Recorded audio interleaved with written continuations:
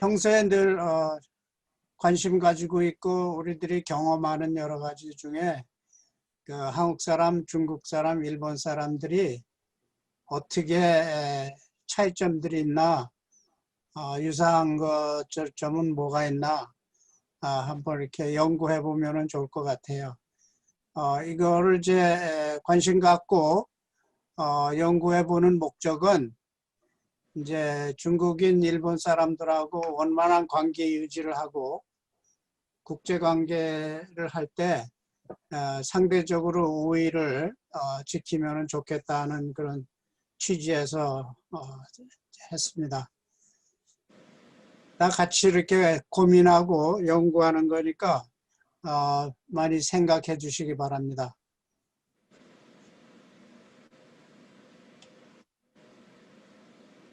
오늘 검토하고 연구할 거는 우리 인류가 지구에서 어떻게 시작을 했고 또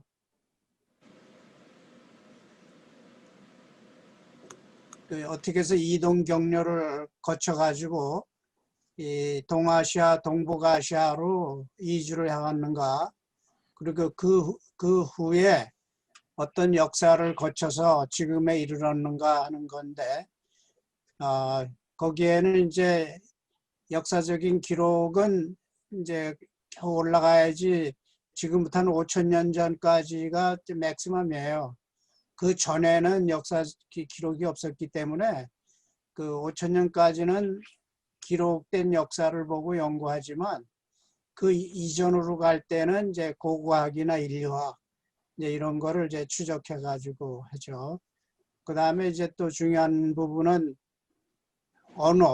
언어를 이제 그 기원을 추적해 가지고 언어가 언제부터 이렇게 같았고 언제 이후부터 이렇게 갈라져 나갔다, 이제 이런 거를 이제 연구하는 거죠. 그 다음에 이제 우리 한 사람 한 사람의 그 감성이라든가 이성, 심리, 정서, 성격, 사고방식, 이제 이런 거를 이제 연구하면서 그 차이점을 비교하는 겁니다. 그리고 인터넷 구글 서치하고 위키피디아 또 그 연구하신 분들의 자료를 많이 여기서 활용을 했고 그 출처를 밝혔습니다.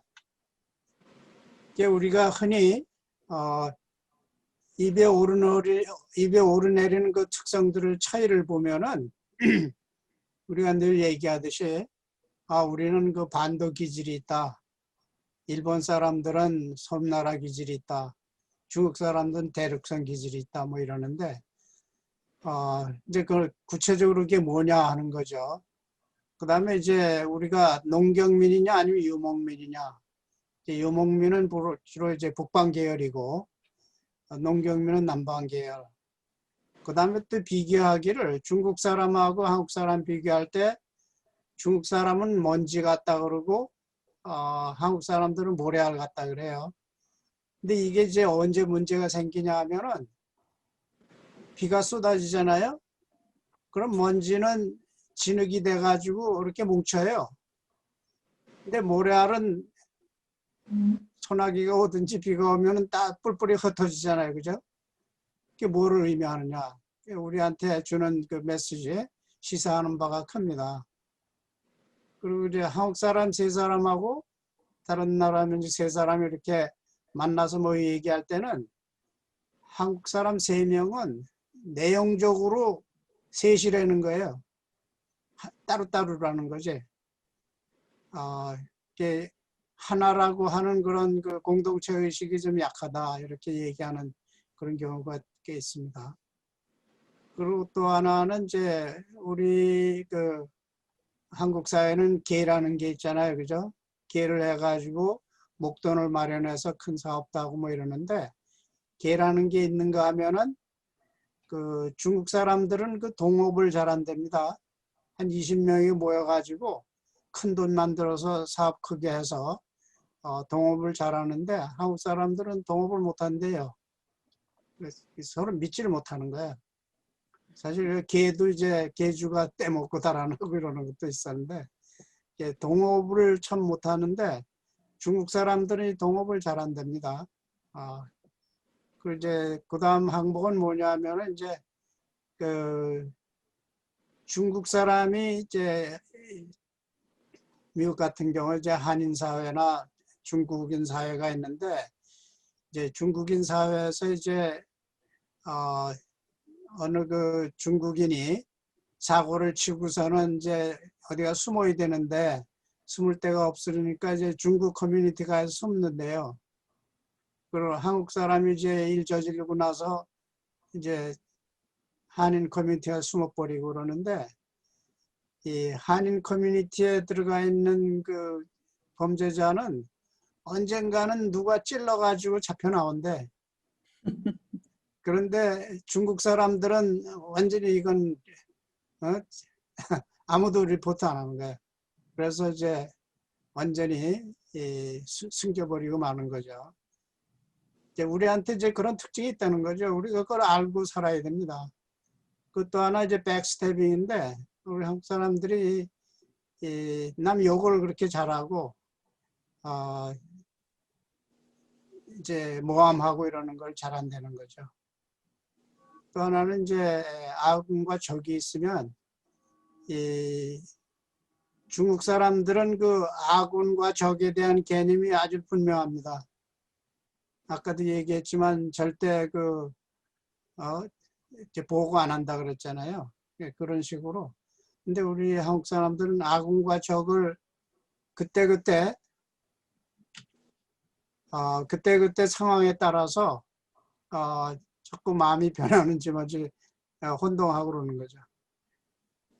overall 이 세 나라를 봤을 때 한국 사람들은 중국 사람하고 일본인 사람은 중간쯤 되는 것 같다.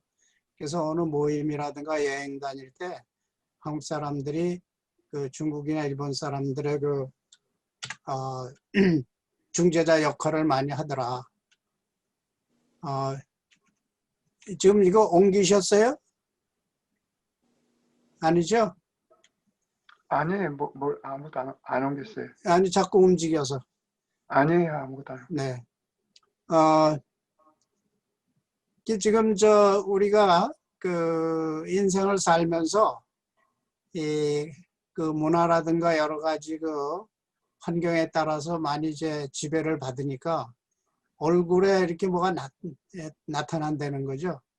그래서 한국 사람 보면 일반적으로 어떻고 중국 사람 어떻고 일본 사람 어떻고 이게 어딘가 모르게 그 차이를 이제 보는데 설명하기는 어렵지만 그렇고 이제 어떤 경우에는 봐가지고 우리하고 참 비슷하게 생겼고 친근감이 간다 그러면 저 사람들은 우리 사람들이다 이렇게 자꾸 착각하는 경우도 있다는 거죠. 인상이 좋고 예쁘고 잘생기면은 이거 우리나라 사람이라고 이제 아전인수격으로 이렇게 생각하는 그런 경향이 있다는 거죠. 그 사람을 볼 때. 여기 지금 맨 윗줄, 그 다음에 두 번째 줄, 세 번째 줄 이렇게 했는데 맨 윗줄은 중국 사람이고 중간이 일본 사람, 맨 아래가 한국 사람이래요. 근데 제가 아무리 봐도 참 분간하기 어려워요. 보시겠죠? 중간을 보면은 중간 두 번째 줄을 보면은 웃는 모습이 많아요. 일본 사람들이 이제 많이 웃는답니다. 그리고 이제 중국 사람들은 별로 웃질 않고 한국 사람은 뭐 중간쯤 된다는데 이제 그 인공지능 artificial intelligence를 써가지고 이 사람들을 이제 사진을 판독해가지고 이 사람은 중국 사람이다 일본 한국 사람을 가려내는데 AI로 다 했더니 여기 보시지만은 이 미국 로체스터 대학에서 그 중국 사람 13,429명을 이제 골랐는데 누구냐 하면은 전 구글 차이나 사장의 트위터 팔로우를 이제 그만큼 이제 샘플로 잡았고 아베 신조 일본 총리 트위터 팔로워 일본 사람 12,000 914명, 박근혜 대통령 팔로워 한국인 13,540명에서 한 40여 명의 사진을 이제 분석을 해서 결론을 냈더니 한국인은 검은 머리카락이 많았고 중국인은 수치 많은 눈썹이 특징이고 일본인은 눈 밑 늘어진 지방층이 도드라지게 보이더라 이랬는데 그 중국인이 그 수치 많은 눈썹이 특징이라 그랬죠. 이게 남방민족의 특징입니다. 예, 비가 많이 와서 그런지 몰라도 눈썹이 짙어야지 그 빗물이 이제 얼굴로 흘러내리질 않아요. 그래서 그런 이제 환경적인 영향이 있었을 거다 하는 추측도 있고요. 그래서 이 artificial intelligence로 했더니 확률이 75%, 그냥 사람이 사진 보고 했을 때는 한 39%밖에 안 된대요. 그러니까 2배 확률로 이제 맞춘 거죠. 이제 그 비교할 때는 이제 눈썹, 광대뼈, 머리카락, 새, 안경 한 40개 요소를 분류해 가지고 판독하게 했는데 이제 그런 artificial intelligence가 2배나 이제 가까이. 그래서 이런 그 인공지능으로 이제 하다 보니까 이런 기술을 활용하면은 광고나 소셜 미디어 마케팅으로 맞춤 광고가 가능하겠다. 이제 그런 이제 응용하는 생각이 나오는 거죠. 그 테러리즘 예방에도 사용할 수 있다. 이제 그런 연구가 있었습니다. 우리 지구에서 처음에 인류가 시작해가지고 어떻게 퍼져나갔느냐 하는 건데 이게 미토콘드리아라고 하는 그 세포 안에 DNA가 있는데 이제 그거를 이제 따라서 분석을 했어요. 이게 처음 시작한 게 아프리카 중앙에 20만 년 전쯤에 시작을 했다는 거죠. 근데 이걸 그럼 어떻게 아느냐?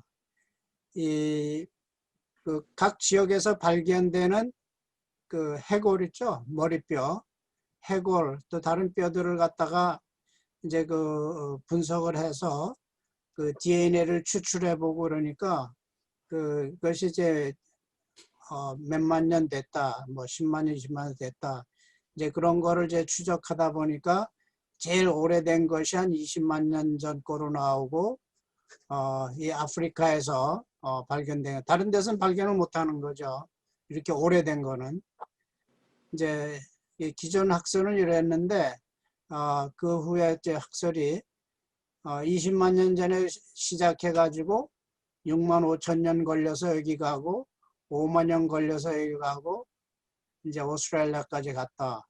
또 여기 인도 이쪽에서 방향을 틀어가지고 서쪽으로 해서 유럽까지 가는데 한 여기쯤 가는데 4만 5천 년, 여기 가는데 한 4만 년 걸렸다. 오래 걸린 거죠. 근데 1만 년 후에 이렇게 해서 일로 갔고 이제 여기가 이제 그 파미르 고원, 티베트 이제 파미르 고원이 있는 데입니다. 일려서 이 중국의 남쪽으로 해서 하고 여기서 이제 북쪽으로 해가지고 시베리아로 해서 여기가 파미르 공원이면은 조금 더 가면 이제 우랄 알타이 산맥이 있고 거기서 가면 이제 바이칼 호수가 있습니다. 시베리아에. 거기서 이제 남쪽으로 내려오는 거죠. 남방. 북방 계열이 그렇게 온 거고요. 이게 한 10,000년 전에. 그 다음에 2만 년 전에는 이제 이쪽으로 해서 베링해를 이렇게 건너가고 1만 년 전에는 여기 이렇게 해서 내려가고. 지금 이게 이제 최근에 분석한 이제 가장 최근 겁니다. 여기 보시지만은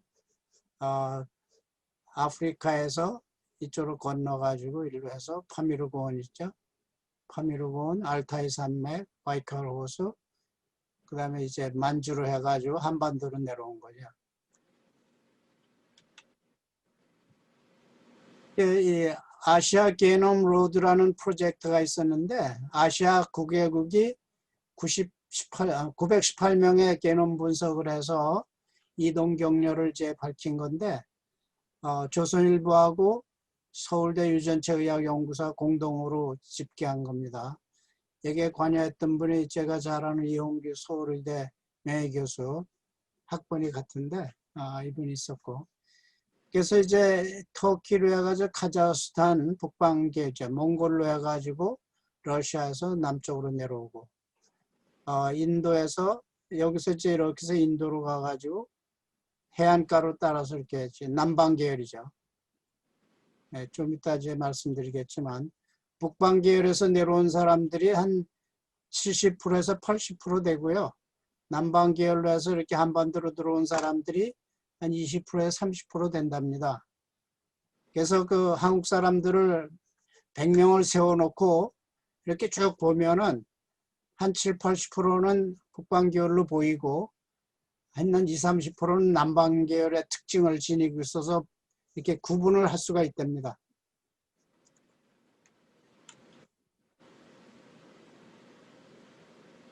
여기 보시면은 유전자제 맵인데 제가 자세한 내용은 모르겠는데 이 색깔로다가 이렇게 그 유전자 그 형질을 갖다 이제 보인 건데 일본하고 한국 여기는 굉장히 그 공통성이 있죠.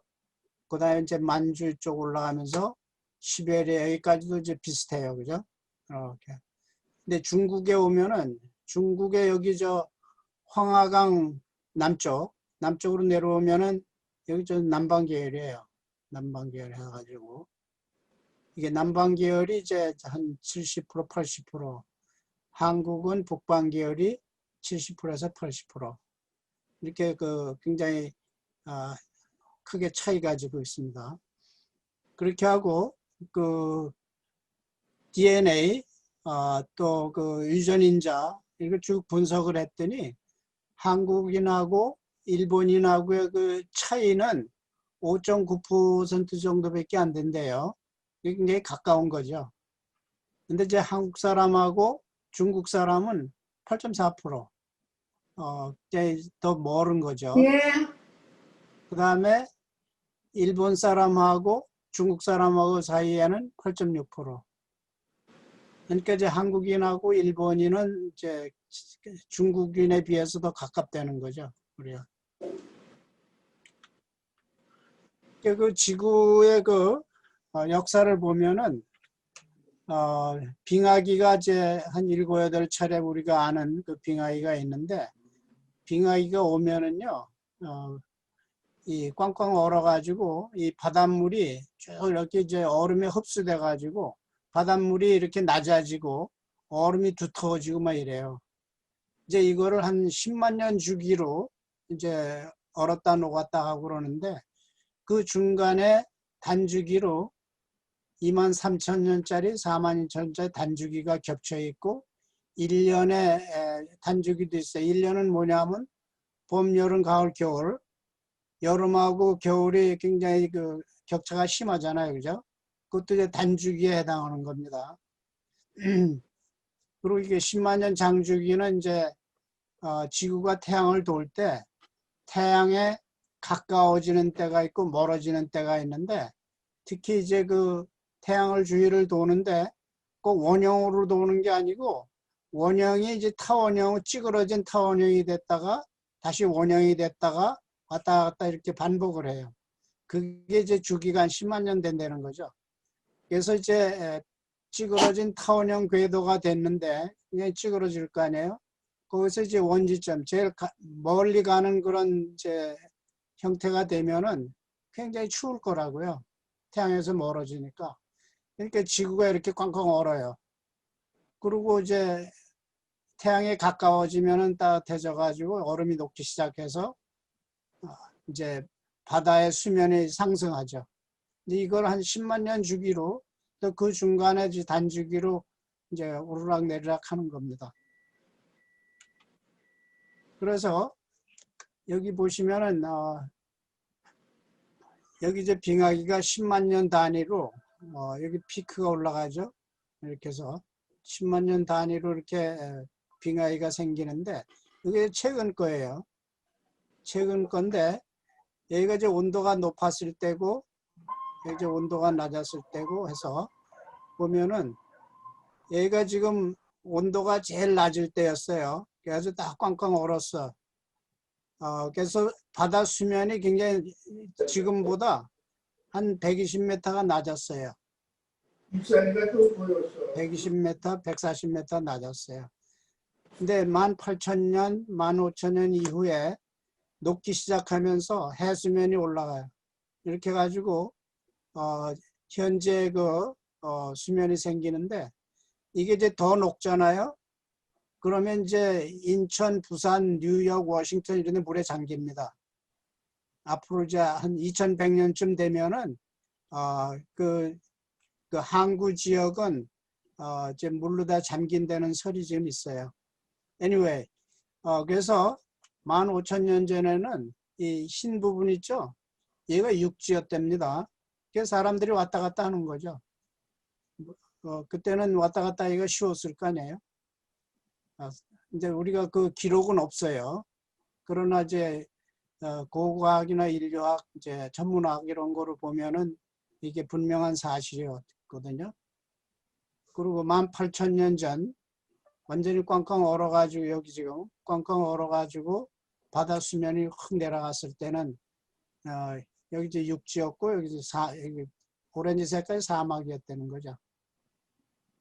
그리고 여기서 한 3,000년 지난 다음에 이제 여기 이제 바다가 있고 여기 동해 바다는 이제 이 호수처럼 이렇게 된 거죠. 근데 이제 13,000년, 12,000년 가면서 이 얼음이 녹아서 수면이 올라가니까 이 지역이 물이 들어찬 거예요. 그렇게 되니까 여기 이제 물이 차니까 이 이제 깊이가 80m, 뭐 100m 되는 데도 아마 있을 겁니다. 이렇게 물이 차고 그러는데 그 육지였을 때는 기껏 있었던 게 이제 여기 이제 황하강이고 압록강, 대동강, 한강, 금강 여기 이제 양자강, 그죠? 이렇게 해서 깊은 바다로 내려가는 이제 강줄기밖에 없었다는 거죠. 이때는 서로 왔다 갔다 하고 그러지 않았겠어요? 이제 우리가 이거를 알고 우리 그 한국 사람과 중국 사람, 일본 사람을 이렇게 비교해 보는 거죠. 그리고 그 지구 역사에서 이 고인돌 그 고고학을 이렇게 쭉 연구하다 보면 고고 인류학 이제 고인돌의 분포를 보는데 이 한반도 지역이 고인돌이요. 전 세계 고인돌의 한 90%를 차지한대요. 그러니까 여기 사람들이 많이 살았었다는 얘기거든요. 다른 지역에 비해서. 이제 흥미로운 데답니다.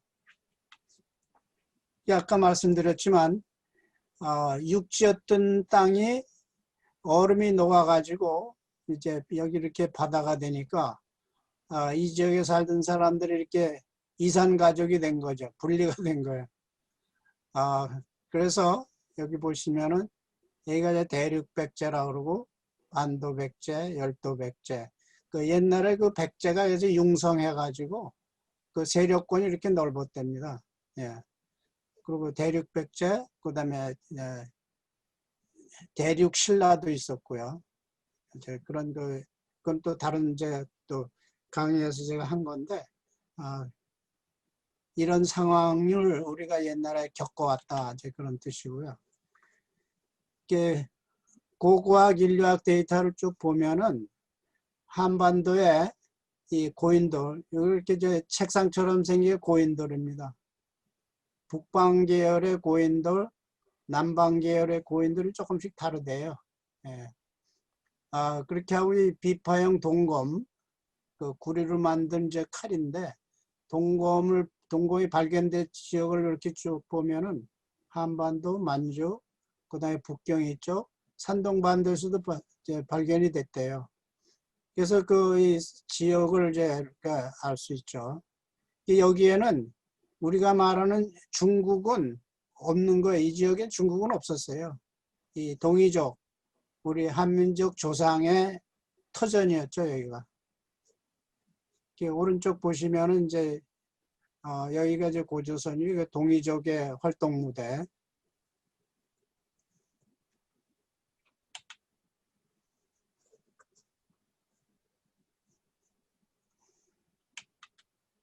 네. 우리가 말할 때 네 군데의 문명의 발상지가 있죠. 황하, 여기 베이징, 북경이 이제 한 군데고, 그 다음에 이집트의 나일강, 그 다음에 인도의 간지스강인가요? 그쪽에 있었고, 그 다음에 중동의 유프라테스강 그쪽에 있었는데, 이 베이징을 4대 문명의 발상지라고 이제 중국에서 이제 자랑하고 다 이랬는데, 보니까 한 1500년에서부터 1000년 정도 더 앞선 더 오래된 문명이 발견이 됐어요. 여러 가지 무덤을 파고 유물 나온 걸 보니까 여화 문명이라 그래가지고 그다음 이제 요 옆에 이제 홍산 문화라고 또 있습니다. 같은데 중국이 그거를 이제 자기네 거를 만들려고 역사 공정도 하고 이래요. 근데 그 당시에 이 지역에서 이 옥으로 된 그런 장식품들이 많이 발견되고 무덤에서 이런 옥들을 갖다 이렇게 같이 해가지고 이제 묻어놓은 이제 그런 거를 많이 발견했어요. 근데 이런 옥은 꼭 한반도나 이제 만주 여기서뿐만 아니라 이 아메리칸 인디안들이 이제 북미하고 남미에도 보면은 이런 옥이 발견이 된답니다.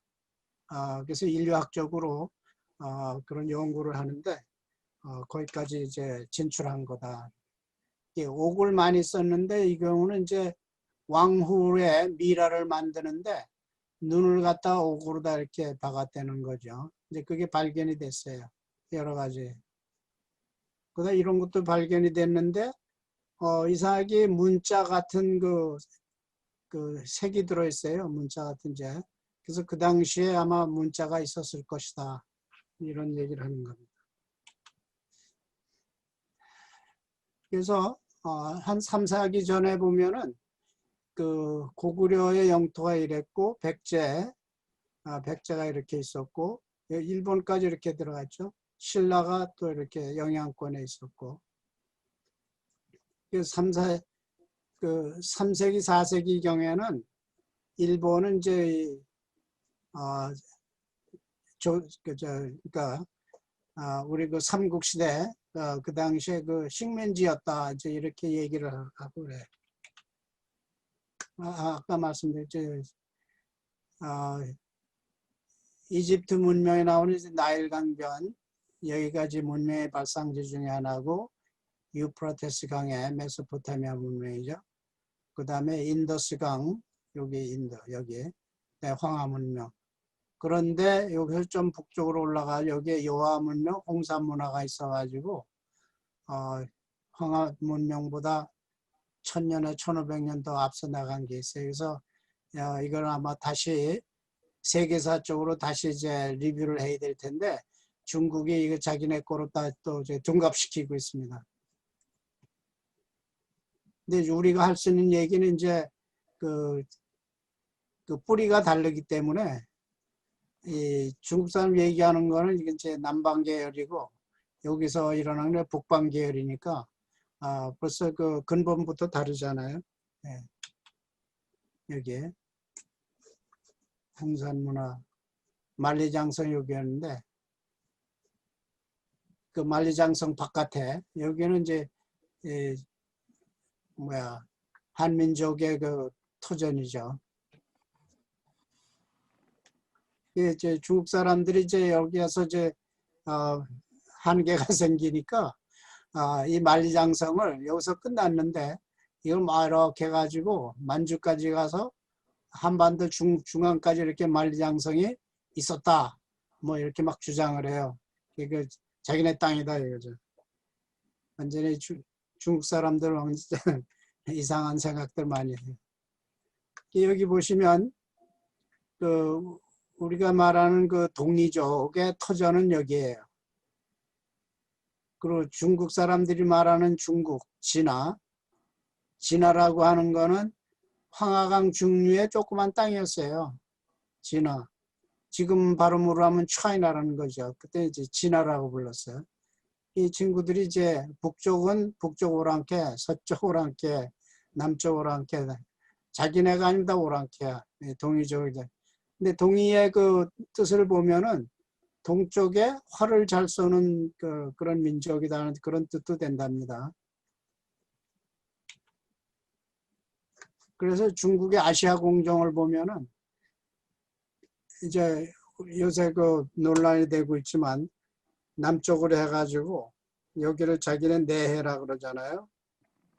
도련선 만들고 막 이러는데 남방 공정 해가지고 월남 쪽 나가고 서남 공정에서 인도 쪽으로 나가고 서북 공정 해가지고 신장 위구르 이제 북방 공정에서 이제 몽고 쪽으로 올라가고 동북 공정에서 이제 한국 만주를 이렇게 넘어오고 완전히 이제 세계를 정복하겠다는 그런 뜻이죠.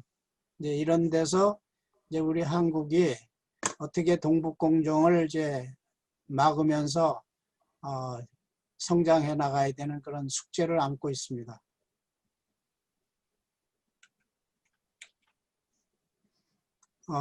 중국의 그 주라이가 이제 발해는 한국사라고 하고 그 우리 자기네 조상이 이 조선을 갖다 이렇게 괴롭히고 그래서 대신 사과한다. 이제 그런 발언을 한 적이 있어요. 그 1960 몇 년도인가로 되는데 주울레가 중국의 북한의 역사학자 수십 명을 이제 만나가지고 얘기하면서 역사적 자료도 주고 또 중국이 조선을 갖다 괴롭혀서 미안하다. 그 발해는 한국사다. 중국사가 아니다. 이런 거를 다 해줬어요.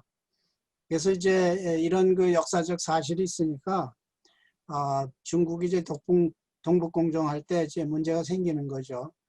그리고 한국으로서는 굉장히 그 좋은 자료가 있고요.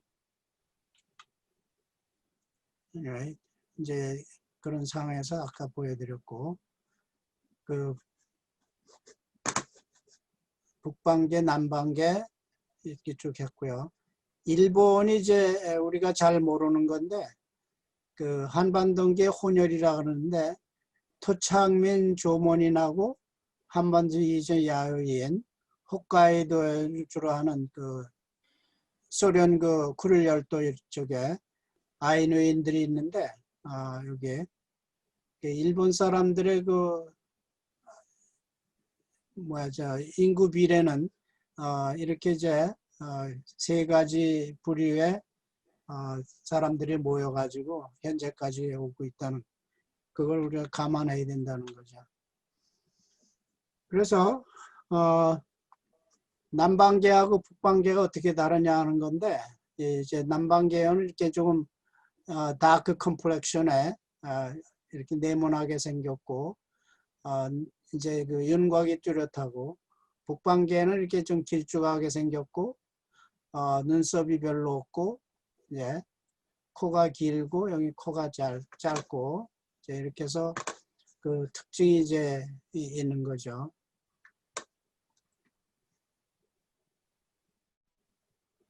이제 예를 들어 가지고 반기문 씨 같은 분은 북방 계열이라는 거고 그 다음에 이 양반 이제 배우인데 이 사람은 이제 남방 계열의 특징을 가지고 있다. 그렇게 여기 배우들을 보면은 그 인터넷 들어갔더니 아주 흥미있는 자료가 있었는데 남방계예요. 누구냐면 최시라, 한가인, 손예진, 김혜수. 북방계는 신은경, 도지현, 최지우, 이영애. 그런데 김태희는 이 중간이래요.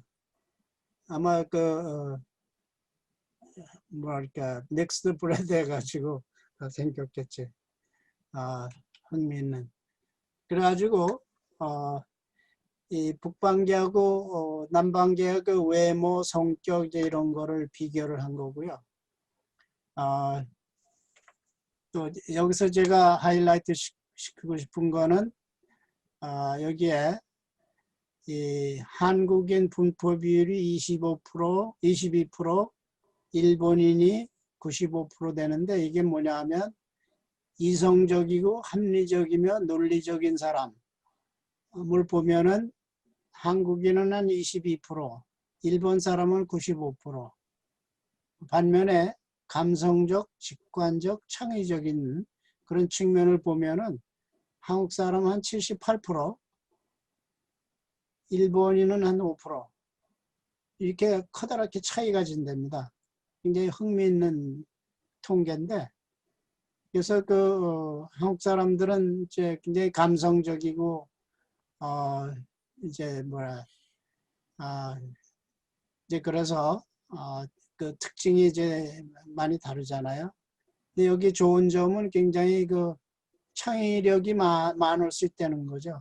감성적이면. 그래서 이제 뭐, K-팝이니 뭐 이런 거 나오는 것도 아마 그런 거 아닌가 그런 생각이 들고요. 반면에 일본 사람들은 굉장히 이성적, 합리적인, 논리적이고 그래가지고 한국 사람들하고 아주 대조되는 그런.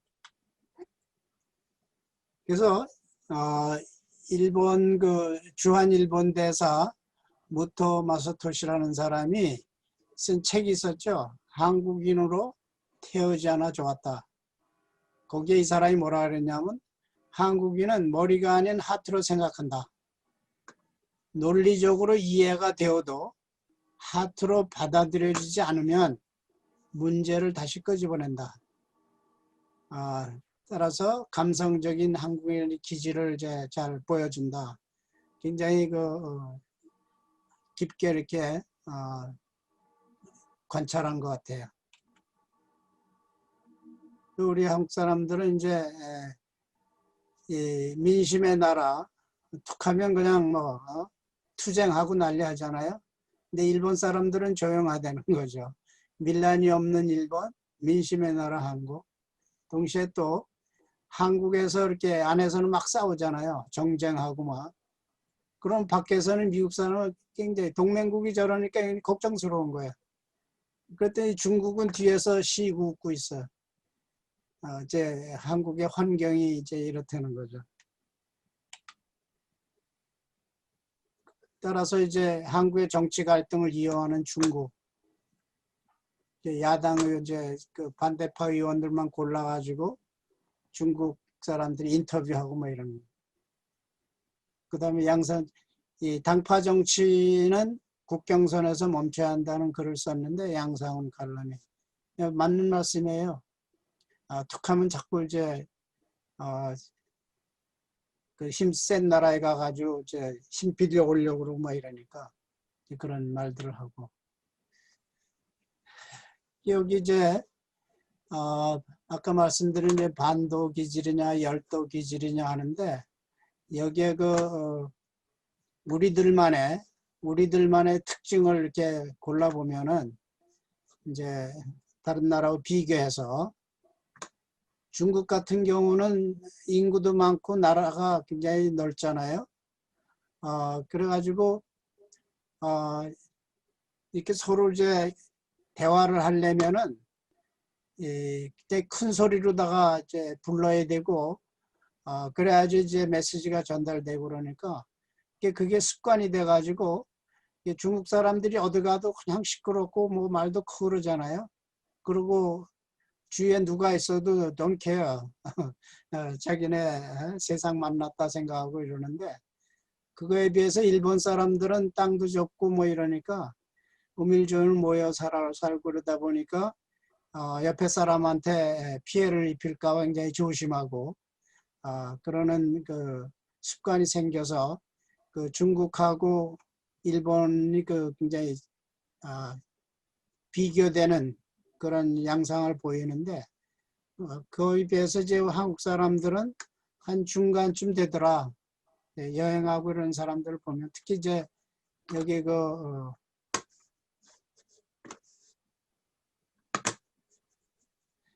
우수근이라고 하는 그 분이 한중의 삼국을 이제 비교를 해가지고 여기요.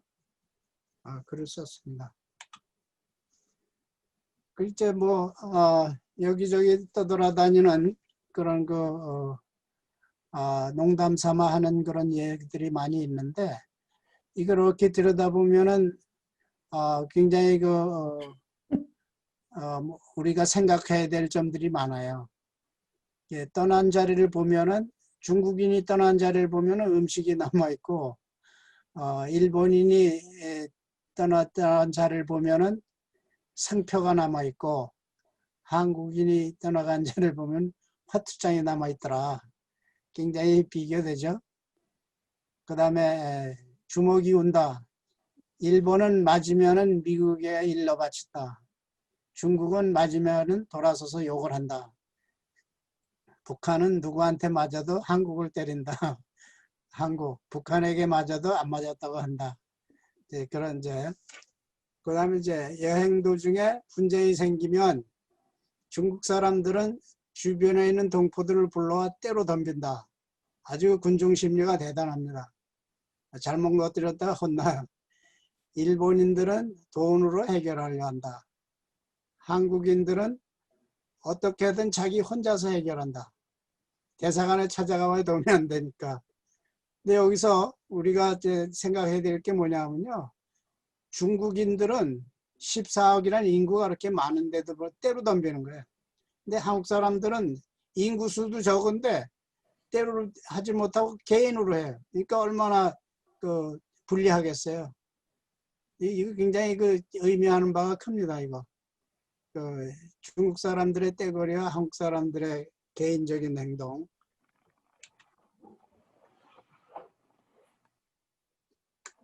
여기도 보면은 뭐 이거 일일이 다 하려면 이제 한이 없는데 시간도 많지 않고 언어의 적합성, 떼거리 문화. 특히 이제 떼거리 보면요. 일본 사람은 한 사람이 말하고 9명의 고개를 끄덕이면서 경청. 그러니까 10명이 이 한 사람에 집중하는 거예요. 따로따로 놀질 않아. 그룹으로. 굉장히 훈련이 잘 돼 있어요. 중국 사람들은 5, 6명이 떠들고 나머지는 주위를 두리번거리고 한국 사람은 10명 중에 19명 큰 소리 떠들어대. 그러니까 한국하고 일본하고 너무 대조가 되는 거예요. 우리가 참 이거 배워야 됩니다. 빨리. 하나로 이렇게 집중해서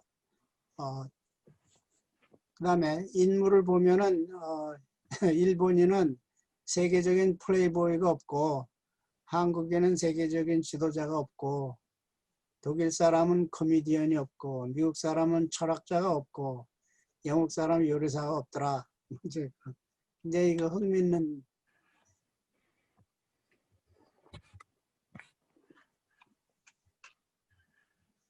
여기도 이제 중국 사람, 한국 사람 빨리 이렇게 읽어보십시오.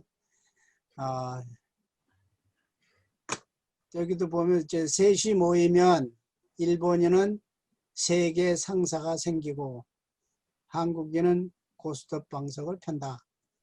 굉장히 흥미있는 각국의 국민성을 이렇게 보면은 남편이 바람을 피우면 한국 부인은 유모차를 끌고 광화문에 간다. 프로테스트 하러 가는 모양이죠. 일본 부인은 정부를 만나서 사정을 한다. 중국 부인은 같이 바람을 핀다. 비교하는 거죠. 또 남녀가 이별할 때 혹은 이별한 후에 보면 미국인은 서로 행복을 빌어주고 친구로 지내고 일본인은 가끔 만나 안부를 묻고 새로운 애인을 소개시켜준다. 반면에 한국은 다시 못 볼 원수로 지낸다. 굉장히 이해가 가죠. 근데 이런 성격을 가진 사람들이 정치를 하라 그러면은 굉장히 꼬이겠죠. 굉장히 힘들 거예요. 이해가 가시죠? 우리가 한국 정치를 들여다보면은 이렇게 저렇게 꼬이는 거 많아. 근데 그 성격 때문에 그런 것 같아요.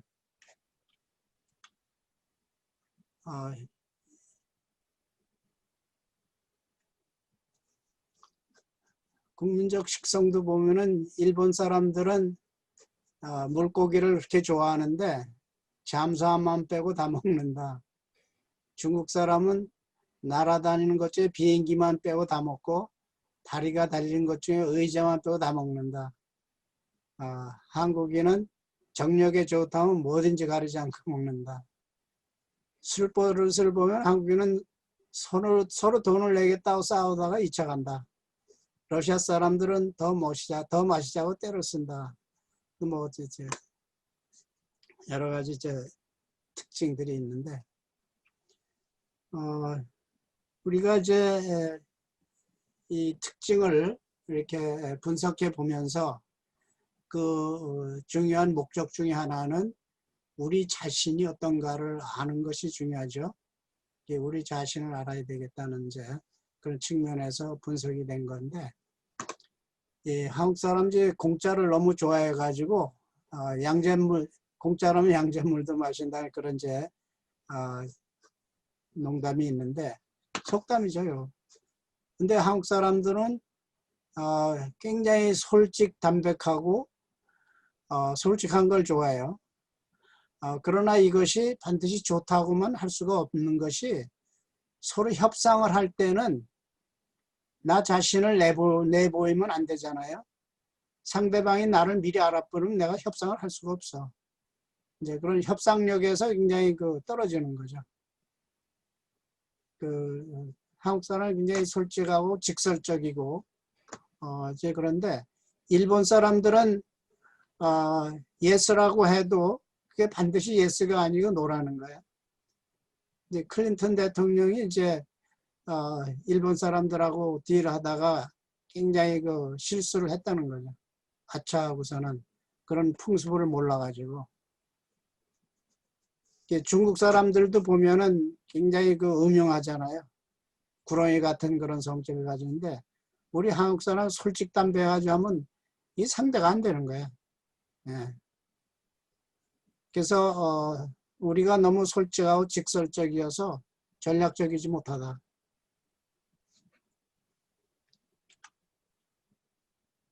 그리고 이제 비즈니스 하는 사람들이 이제 하는 얘기인데 한국 사람들은 중국 사람, 일본 사람들의 뒤통수를 친다. 이제 그런 경우를 많이 한다는 거지. 예, 그래서 음해하는 이제 욕도 많이 하고 고자질하고 뭐 이러니까 저 그래가지고 하는 얘기가 뭐냐면 한국인의 협상력은 세계 최저. 아니 포카를 하든지 뭐 화투를 하더라도 다 까놓고선 얘기를 하면은 이 얘기가 안 되잖아요, 그죠? 이제 그런 솔직담백하고 이런 것이 항상 좋은 거는 아니다. 상대방을 봐가면서 해야 되지 않느냐 이런 거죠. 그래서 한국 사람들은 이제 일본 사람들은 면전에서 슈타 소리를 안 한다는 거죠. 사실 미국 사람들도 잘 아시지만 미국 사람들도 뭐 이제 누구 레코멘드 하느냐 그랬을 때 정말 레코멘드 하고 싶은 사람은 거의 레코멘드 합니다. 그런데 레코멘드 할 수가 없는 사람은요, 나쁘다 이런 얘기를 절대 안 하고 입을 다물고 있어요. 코멘트를 안 해. 이제 그거는 결국은 이제 레코멘드 할 수 없다는 뜻이거든요. 일본 사람도 면전에서는 시타 소리 안 하고 미국 사람도 이제 그런데 우리가 그거를 잘 이해를 해야 된다는 얘기죠.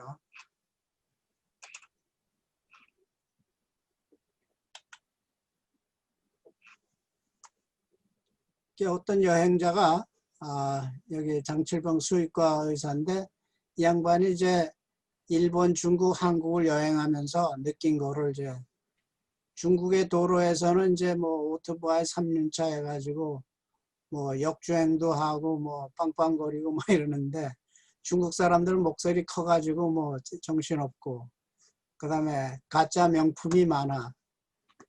그런데 비해서 일본 사람들은 굉장히 조용하고 남한테 이제 피해 안 주려고 그러고 그리고 일본에서 이제 한인 모녀가 뭐 잃어버렸는데 결국은 이제 찾아주더라 그런 얘기.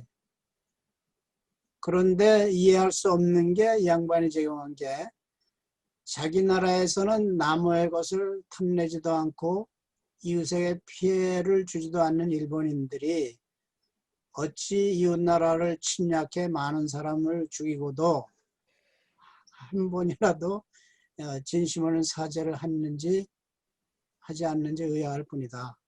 굉장히 미스테리로.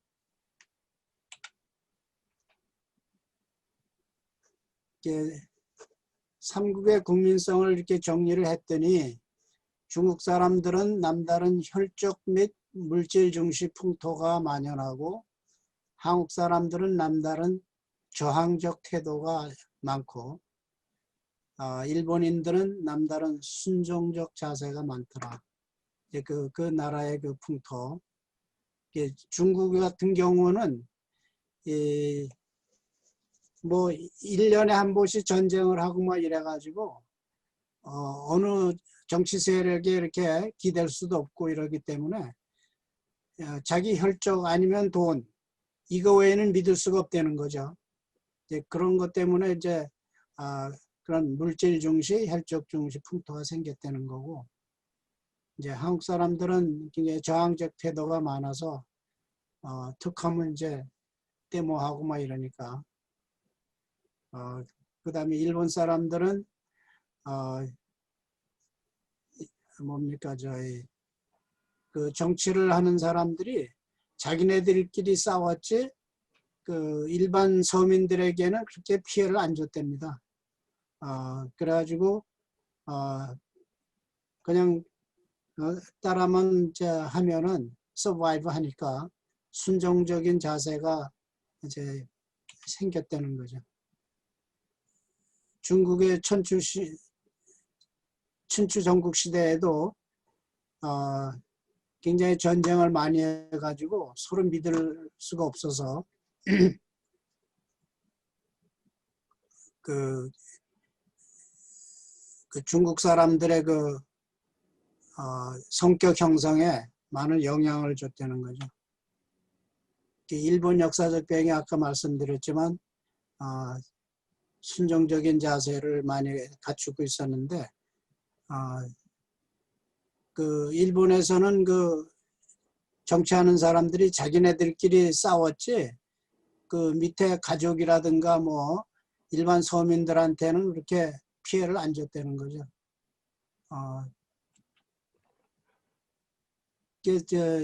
한국에도 지역 감정이 있듯이 가령 뭐 호남이 어떻고 경상도가 어떻고 말이죠.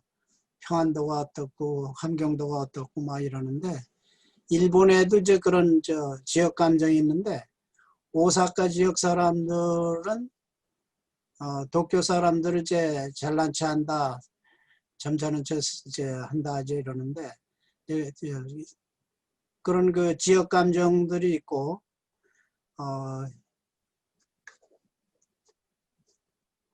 그 언어라든가 문화 습관 이런 게 이제 많은 차이가 여기저기서 보인다. 중국은 이제 땅도 넓고 산악지역, 하천지역, 내륙지역, 사막지역, 해안지역 하도 그 차이가 뚜렷하니까 지방색이 고유하게 이제 발달됐다는 거죠. 그래서 중국 사람들은 만나가지고 상대방이 어느 지역 출신이냐를 물어본대요. 그러면은 벌써 거기서 감이 생기기 때문에 그다음부터는 대화를 이제 자기네가 편하게 할 수 있다는 거죠. 상하이를 보면은 그 상하이 사는 사람들이 프라이드가 세가지고 자기네 사는 데가 그렇게 잘 사는 데고 이제 밖에서 이렇게 들어온 사람들은 외지인이라 그래가지고 홀대를 하는 모양이에요. 중국 내에서도 그런 지역 차별이 이제 심하더라. 음주 문화를 보면은 그 중국의 젊은 사람들은 이제 그 굉장히 뭐 더치페이도 하고 자기가 술 따라 마시고 뭐 이러는데 그리고 술의 종류가 그렇게 많답니다. 그 중국에. 그리고 상하이 남방 사람들은 이제 알코올 도수가 한 15도 정도 되는 거에 비해서 북경이나 이제 북방 사람들은 한 50도 되는 거, 빼갈 같은 거죠. 이제 그런 거를 이제 마신다는 것 같아요.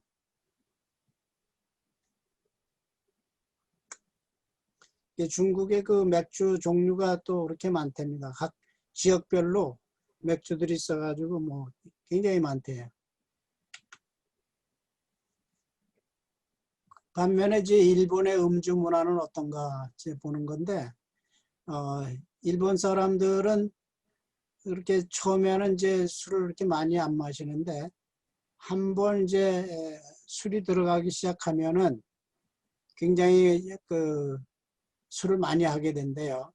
이제 그게 왜 그러냐 그랬더니 그 사회적으로 긴장하고 이 틀에 박힌 생활을 해야 되고 억눌리고 이런 그 스트레스를 해소하기 위해서 일본 사람들이 한번 술이 들어가면은 굉장히 그 과음하는 그런 특징이 있답니다. 그 사회 환경 때문에 그렇다는 거예요. 그에 비해서 이제 한국 사람들은 그 폭주를 많이 하잖아요, 그죠? 그 다음에 이제 폭탄주 많이 하고.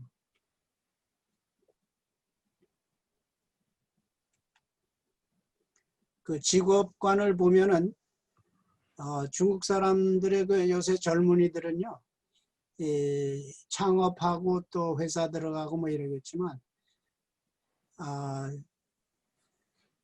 이제 설문조사를 했더니 그 70% 이상이 입사한 후 1년 이내에 직장을 옮긴대요. 꼭 미국하고 비슷해졌어요. 미국은 그래도 한 2, 3년, 한 3, 4년은 가는데 중국 애들은 뭐 1년. 그러니까 그 사업주들이 이제 믿을 수가 없는 게 젊은 애들을 굉장히 그 고민거리라 그러더라고요. 그런데 비해서 일본 사람들은 근무 환경이 굉장히 엄격하대요. 그리고 지켜야 될 것도 많고, 그리고 이제 자기가 이렇게 배운 것 같으면은 또 뭐 이렇게 함부로 이렇게 릴리스하고 뭐 이런 것도 못하게 하고 그냥 숨 막혀가지고 한국 젊은이가 이제 노력을 해가지고 M기업에 이제 들어갔는데 하도 이제 숨이 막혀서 견디다기도 못해서 나와버렸대요. 그 정도로 일본의 그 직장은 굉장히 견뎌내기 어려운 모양이에요.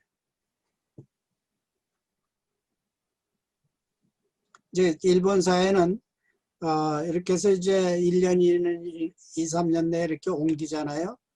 그럼 이 사람 안정감이 없다 그래가지고 낙인이 찍혀서 직장 옮기기도 어려워진답니다. 일본의 그 문제점.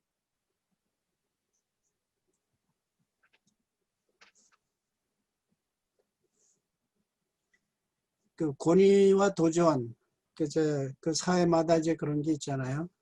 한국은 이제 투쟁의 이제 문화가 있는가 하면, 일본에서는, 그 정해진 규율에 따라서 움직여야 되고 그러니까 문제가 있고, 또 일본은 노령 사회가 됐잖아요. 젊은 사람들이 요새 노인네들이 많고 이러니까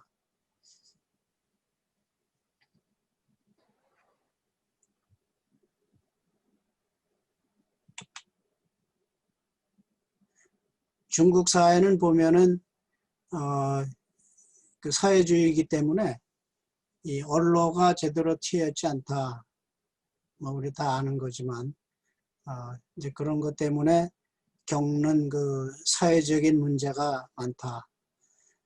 그럼에도 불구하고 이 중국 사람들이 어떤 극한 상황에 가면은 막 투쟁을 하고 그러는데 그게 언제냐면은 예를 들어 상하이 중심지에 택지 개발을 하는데 이 컴펜세이션이 약하다든가 잘못됐다고 하면은 그 관련된 그 주민들이 그냥 때로 모여가지고 그냥 프로테스트하고 막 이래서 그 아무리 그 사회주의 정부지만 그걸 견디지 못해가지고 다 해결해주고 이런다. 그런 얘기들이 있어요. 그래서 이렇게 보면은 하루가 멀다 각종 시위가 끊이지 않는 시위의 천국 한국. 한국의 불안정함에 고개를 설레는 한편 그 힘을 부러워하기도 하는 무기력한 보수 노년대국 일본. 한국의 역동성을 상반된 시각으로 바라보고 벤치마킹하고 있는 중국. 이게 이제 중국 사회하고 일본 사회 중간에 끼어서 한국의 그 특징을 보여주면서 중간 역할을 하고 있다는 거죠.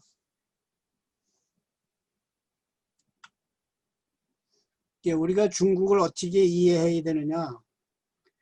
이 중국이 워낙에 역사도 길고 인구도 많고 땅도 넓고 옛날에 왕조 시대에서 지금 공산주의 세 이런 거대한 그 움직임에 비해서 우리 한국 사람들이 이 생각하는 그 틀은 너무 유한화되는 거죠. 무한한 변화를 겪고 있는 중국을 보는 우리의 유한한 인식이 중국을 바로 이해하기는 참 어렵다. 굉장히 노력하지 않으면 중국을 이해하지 못하고, 따라서 중국에 대한 그 외교 전략이나 무역이나 정치적인 그런 전략을 세우는데 굉장히 한계가 있다. 우리로서는 굉장히 그 연구해야 될 분야다. 이렇게 보는 거죠.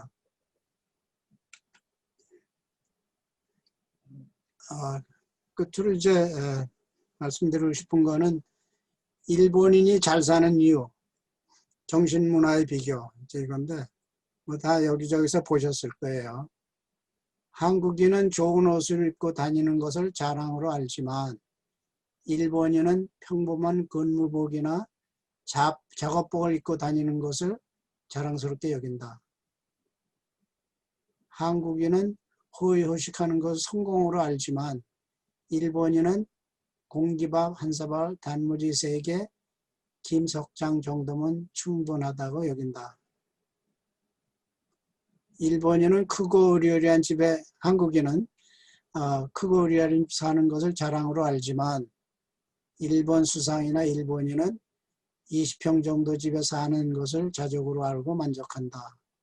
실제로 전직 수상이나 강요들이 20평 규모의 집에 사는 것이 일반화된 나라다.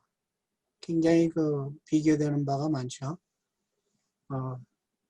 제가 이 슬라이드하고 그 동영상을 유튜브로 해서 드릴 거니까 그때 또 자세히 보시기 바랍니다.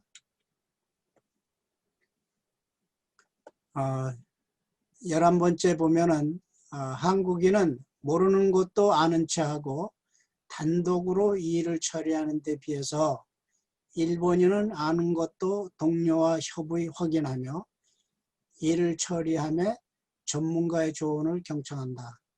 그래서 어프로치가 다르죠. 우리가 참 배워야 됩니다. 우리가 이걸 알면서도 못하고 있는데 참을 배워야 될 그런 점입니다. 한국인은 말로만 애국애적 떠들고 실천에는 소극적인데 일본인은 애국애적을 말로 떠들지 않고 소리 없이 실천한다. 참 뭐 그 비교되는 바가 참 많습니다. 그리고 제일 마지막에 18번째 보면은 한국 노조, 한국은 회사가 2천억 이상의 손실이 나도 성과급 달라고 파업을 한다. 그런데 일본 노조는 흑자가 나도 회사의 앞날을 생각하며 임금 동결을 자청한다. 이 얼마나 큰 그림에서 생각하는 거예요. 한국 사람은 큰 그림보다는 우선 내 앞에 이익만 생각하는 거지. 어프로치가 아주 그 일본 사람들은 큰 그림에서 시작하고 한국 사람들은 작은 시야에서 시작한다. 그러니까 어느 나라는 커지고 어느 나라는 자꾸 약해지고 이제 이런 게 언제 나타나냐 하면 커다란 일을 당했을 때, 또 전쟁이 났을 때, 경제적인 금융 그런 일이 벌어졌을 때, 그럴 때 이제 그 나라 민족의 그 문제 해결 능력이 얼마나 있느냐, 이거를 좌지우지하는 거죠. 그런 점에서 우리가 우리 자신을 들여다봐야 된다. 그래서 이런 걸 쭉 지나면서 생각하는 것이 뭐냐 하면 conflicting afterthoughts인데 모순된 소외를 이제 느껴요. 경제발전, 산업발전, K컬처, 스포츠, 세계적인 경쟁력을 가지고 있는데 비해서 우리 한 사람이 사익이 국가적 이익에 앞서더라. 생각해 봐야 죠. 국가적으로 사회적으로 뭉치지 못하고 분열하는 패턴을 보인다. 또 하나는 크게 당하면은 뭉쳐. 크게 당하면은 뭉치는 it's too late. Damage has been done. 이제 그런 거를 자꾸 리피트하고 있어요. 근데 우리는 우리라는 말을 참 잘 써요. 하다못해 우리 마누라, 우리 남편, 전부 우리야. 그렇게 쓰면서도 우리가 얘기하는 우리는 시적 차원의 우리지 국가적 혹은 민족 차원의 우리는 아닌 것 같아. 이거를 빨리 털어내야 된다 이런 얘기고요. 또 하나는 주변 상황은 총체적 상황에 불감증을 보인다. 큰 그림에 관심이 없고 큰 그림이 시야에 안 들어오는 거예요. 그냥 그 자기 개인 문제만 이제 보이는 거죠. 그럼 이것이 컬처럴 DNA냐 아니면 바이올로지컬 DNA에서 유래하는 거냐 이런 건데 제가 그 의과대학 동창회 가서 이거를 이제 발표를 했었는데 의사 선생님들이 뭐라 그러냐면 컬처럴 DNA보다는 자기네가 볼 때는 바이올로지컬 DNA 같대. 의사 선생님이 그러더라고요. 완전 놀랐어요, 저도. 이제 우리들의 리더십 훈련, 상황 판단 훈련 이런 것이 부족하다 이런. 우리가 발견한 거는 집단의식, 연대감이 있어야지 집단지성이 생기는데 그러면 그 집단의식, 연대감을 어떻게 만들어내느냐. 집단의식과 집단지성이 무엇일까. 우리가 이걸 연구를 해야 되는데 우리가 좋은 역사가 있잖아요. 좋은 예가 있잖아요. 그러면 그거를 근거로 해가지고 연대감도 생기고 그래요. 보니까. 그래서 우리가 좋은 역사를 막 만들어내야 돼. 그래서 제가 이런 거 쭉 하면서 우리가 해야 될 일이 뭘까를 쭉 리스트를 만들었어요. 그래서 연대감과 집단 능력을 위해서 징계의 항목들이 뭐냐 하면 시족사회를 넘어서자. 종친의 향후에 동참해. 이거 다 좋아요. 그 대신에 여기서 머물지 말고 이거를 한 발 뛰어넘어가지고 사회 차원, 국가 차원으로 들어서야 된다. 이런 뜻이죠. 전략적 사고를 키워서 큰 이익을 도모하자. 그래서 이렇게 쭉 이제 하는데, 우리가 이제 그 방해 요소들이 또 있어요. 남이 잘 되면 축하해 질투심을 접어두자는 거고, 경쟁력이 지나치다 보니까 질투심이 발동해요. 우리 한국 사람들. 남이 잘하면 막 끌어내려야 돼. 이제 그런 거를 이제 극복해야 되는 이제 그런 거. 근데 우리는 빨리빨리는 잘하는데 미리미리는 못해. 그 미리미리 하면은 빨리빨리 안 해도 될 거를 다 일이 저질러진 다음에 빨리빨리 하는데 미리미리를 좀 빨리 배워야 된다. 그래서 또 하나는 이제 우리가 역사적 교훈을 자꾸 망각해요. 역사적 교훈을 이제 자꾸 상기해가지고 실수를 반복하지 말아야 되고 자정 능력, 보건 능력을 갖춰야 된다. 이제 그런 측면에서 우리가 이제 미국 사회제도 환경을 배우고 주류 사회에 동참해야 되는데 이 부분도 우리가 해야 되고요. 또 주위 사람들에게 이제 전파하고 후세에게도 가르쳐 주자. 이런 그 전체적인 그림 속에서 움직여야 된다. 그래서 저는 이 22가지, 23가지를 한민족의 민족 헌장으로 했으면 어떨까 하는 그런 생각도 해봤습니다. 네, 지금 이 정도에서 끝이겠습니다.